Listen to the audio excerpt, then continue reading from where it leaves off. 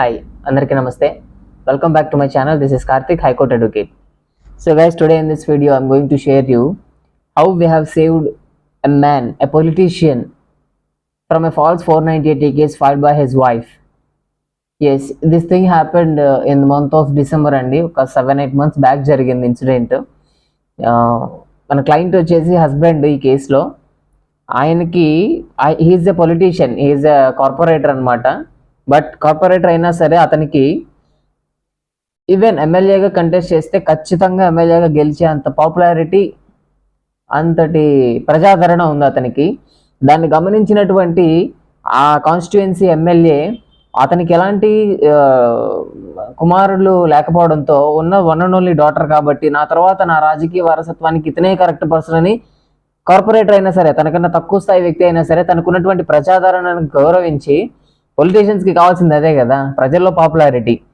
So ఆ కార్పొరేటర్ని అల్లుడిగా తీసుకుంటాడు అనమాట. ఆయనది మంచి మనసు అయి ఉండొచ్చు, కానీ అమ్మాయి కాపురం చేసేది ఆయన కాదు కదా, అమ్మాయి కదా. అమ్మాయిది కూడా మంచి మనసు అయి ఉండాలి, మంచి మైండ్ అయి ఉండాలి. ఇక్కడ that is the thing lock here. ఏం జరిగిందంటే వీళ్ళిద్దరికి మ్యారేజ్ చేస్తారు, బాగా ఘనంగా ఖర్చు పెట్టి అందరూ వాళ్ళ సర్కిల్లో ఉన్నటువంటి ఫ్యామిలీ అండ్ మిగతా పొలిటీషియన్స్ వాళ్ళని పిలిచి ఘనంగా పెళ్లి చేయటం జరుగుతుంది. ఏ పార్టీ అని అడగండి, చెప్పడం కరెక్ట్ కాదు. Both are belongs to same political party. And one మామగారు వచ్చేసి ఎమ్మెల్యే సిట్టింగ్ ఎమ్మెల్యే, అండ్ అల్లుడు వచ్చేసి కార్పొరేటర్, వర్కింగ్ యాజ్ కార్పొరేటర్.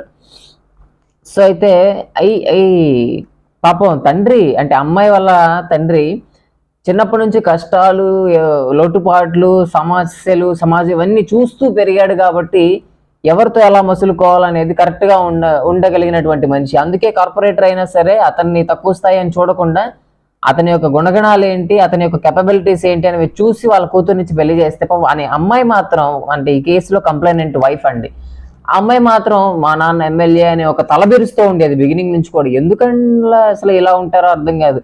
ఆ కష్టం వచ్చింది, ఆ హోదా వచ్చింది అంటే there is a hard work behind that status. అది వాళ్ళ కంటికి కనపడదు. వాళ్ళ కంటికి ఎంతసేపు లివ్ ఇన్ ప్రజెంట్ మా నాన్న ఎమ్మెల్యే, ఏం జరిగినా సరే క్షణాల్లో అలా చిటికేస్తే అయిపోతుంది, క్షణాల్లో అలా చిటికేస్తే అన్ని వచ్చేస్తాయి అని ఒక ఆరోగెన్స్, ఒక హెడ్ఏక్ ఉంటుంది వాళ్ళకి. No, not headache, head weight ఉంటుంది వాళ్ళకి. అదే హెడ్ వెయిట్ ప్రదర్శించింది అబ్బాయి వాళ్ళ ఇంట్లో కూడా. జనరల్లీ పొలిటీషియన్ అంటేనే మీకు తెలియందే ఉంది, different kinds of people use to visit their house. Politicians ఉంటారు, కింద స్థాయి కార్యకర్తలు ఉంటారు, and government employees, police department staffs, ఇట్లాగా business mans, many kind of people will approach that politicians house for many reasons. But ఎవరి ఇంటికి వచ్చినా కూడా ఆ అమ్మాయి సంప్రదాయంగా ఒక వైఫ్ని నేను అనే ఒక విషయాన్ని మర్చిపోయి, నేను ఒక మ్యారీడ్ ఉమెన్ అనే ఒక విషయాన్ని విస్మరించి తనకు నచ్చినట్లుగా కాస్ట్యూమ్స్ వేసుకొని ఇంట్లో షార్ట్స్ అని, వెస్ట్రన్ కాస్ట్యూమ్స్ అని ధరిస్తూ తిరిగేది. వచ్చిన వాళ్ళని రెస్పెక్ట్ చేసేది కాదు. ఈవెన్ ఫ్యామిలీ మెంబర్స్తో కూడా ఫ్రెండ్లీగా ఉండటం, అత్తయ్య బామ్మని గౌరవించడం, ఇట్లాంటి అలవాటు లేవు ఆ అమ్మాయికి. ఎంతసేపు వాళ్ళ నాన్న అల్లారు ముద్దుగా గారాభంగా ఇంట్లో పని మనుషుల్ని పెట్టి అమ్మాయికి ఒక పని కూడా నేర్పించకుండా, పని చేయించకుండా పెంచాడు వాళ్ళ నాన్నేమో. ఇంకా నేను మా ఇంట్లో క్వీన్, నేను మా ఇంట్లో ప్రిన్సెస్, నేను మా ఇంట్లో ఒక యువరాణ్ణి, నేను వచ్చిన చోట కూడా అలాగే ఉంటానంటే ఎలా కుదురుతుందండి? Bachelor life is different from marital life. Every man or every woman should marriage తర్వాత they have to change their attitude and behaviour and mindset, everything. They have to adapt the matrimonial life. అది ఆ అమ్మాయిలో లోపించింది.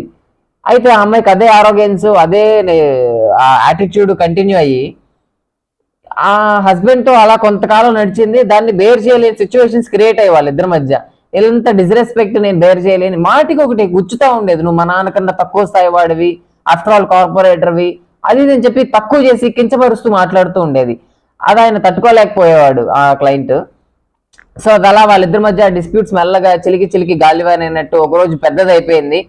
నువ్వు ఇలా ఉండేటట్లయితే నాతో ఉండాల్సిన అవసరం లేదు, మన ఇద్దరు సెపరేట్ అయిపోదాం అని చెప్పి ఒక మాట అన్నందుకు, నీ బతుక్కి నేను దక్కడమే ఎక్కువ, నేను నిన్ను రిజెక్ట్ చేయాలి కానీ నువ్వు నన్ను రిజెక్ట్ చేయడం ఏంటి, ఇంత మాట అంటావా నువ్వు నన్ను? నీకు సమాజంలో బాధపడుతూ ఉంటాడు అతను ఒక మాట చెప్పి, ఇలా చేస్తే నాకు సొసైటీలో రెస్పెక్ట్ ఎక్కడ ఉంటుంది, నా పొలిటికల్ ఫ్యూచర్ ఏమవుతుంది, నాకంటూ ఒక రెస్పెక్ట్ ఉంది కదా, అదంతా డ్యామేజ్ అవుతుంది కదా, నువ్వు ఇలా బిహేవ్ చేస్తే కొంచెం మార్చుకోవచ్చు కదా, రెస్పెక్ట్ఫుల్గా ఉండొచ్చు కదా రిక్వెస్ట్ చేసినందుకు ఎన్నోసార్లు. ఇప్పుడు ఆ మాటను తీసుకుని వచ్చి నీకు పొలిటికల్ కెరీర్ లేకుండా చేస్తాను, నీ అంత చూస్తాను, నీ లైఫ్ ఎలా రూయిన్ చేస్తానో జస్ట్ వెయిట్ అండ్ వాచ్ అని ఒక వార్నింగ్ ఇచ్చేసి ఏదో మంగం శబదం లాగా ఏదో మంచి పని చేయడానికి ఉద్ధరించడానికి శబదం చేసినట్టు నాశనం చేయడానికి ముందుంటారు కొంతమంది అయితే ఉమెన్స్.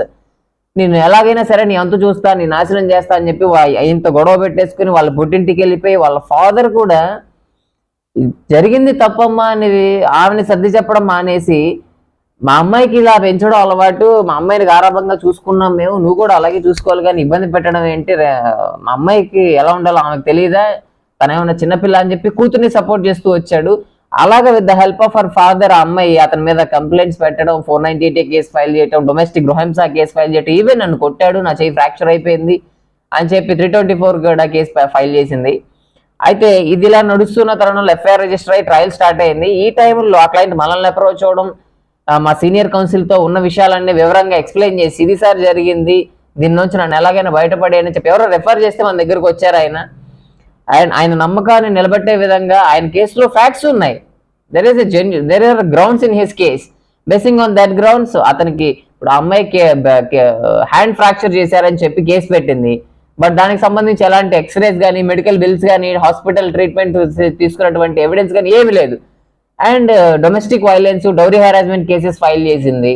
ఆయనకే బోల్డ్ అయిన ఆస్తులు ఉన్నాయి, వాళ్ళ ఎప్పటి నుంచో తాత ముత్తాతల దగ్గర నుంచి సంపాదించుకున్న ఆస్తులు, పొలాలు బోల్డ్ అని ఉన్నాయి ఆయనకే. ఎక్కడ కూడా డౌరీకి సంబంధించినటువంటి ఇన్సిడెంట్ జరిగినట్టు ఎవిడెన్స్ ఏం లేదు, ఒక ఎలిగేషన్ తప్ప. ఇట్లాగా క్రూయల్టీ కేసు ఫైల్ చేసింది 498 అంటే ఇవన్నీ కంబైన్డ్ గా వచ్చేస్తాయి, నన్ను మానసికంగా శారీరకంగా వేధిస్తున్నాడు అని చెప్పని కంబైన్డ్ గా వచ్చేస్తాయి. అది జరిగినట్లు ఎక్కడ దాఖలాలు లేవు. ఎంతసేపు ఈ అమ్మాయి ఇష్టం వచ్చినట్టు ఇంట్లో తిరగటం, ఇష్టం వచ్చినట్లు కాస్ట్యూమ్స్ వేసుకోవడం, భర్తని రెస్పెక్ట్ చేయకపోవడం, భర్త యొక్క హస్బెండ్స్ ని రెస్పెక్ట్ చేయకపోవడం, ఇవే ఉన్నాయి. సో దీనికి సంబంధించినటువంటి ఫ్యాక్ట్స్ అన్ని ఒక బ్రీఫ్ చేసి హైకోర్టులో క్వాష్ పిటిషన్ ఫైల్ చేసామండి under section 482 CRPC. And successful గా after long battle of 6 months case quash బైట్ కూడా జరిగింది. అతను ఆ కేసులోంచి బయటపడ్డాడు ఇబ్బంది లేకుండా. That's what I want to share with you guys.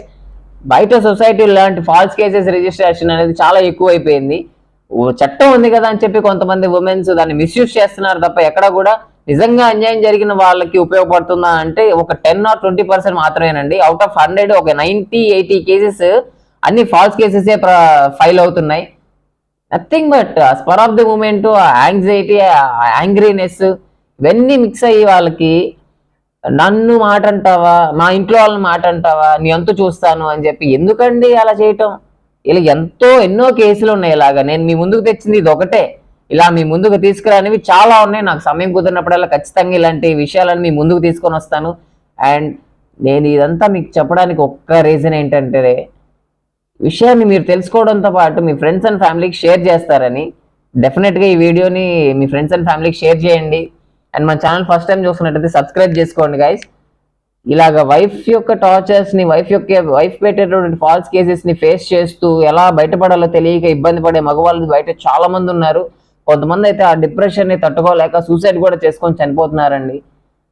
మీరు చూసుకున్నట్లయితే హైదరాబాద్లో ఎంతో మందికి న్యాయ తీర్పును అందించే జడ్జి గారు, ఆయన కూడా వాళ్ళ వైఫ్తో ఉన్న డిస్ప్యూట్స్ ని భరించలేక, జడ్జి గారు అనమాట, ఆయన కూడా సూసైడ్ చేసుకోవడం జరిగింది.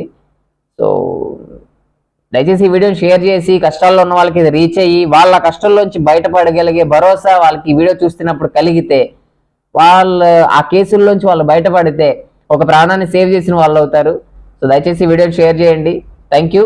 అండ్ మన ఛానల్ సబ్స్క్రైబ్ చేసుకోండి. See you again.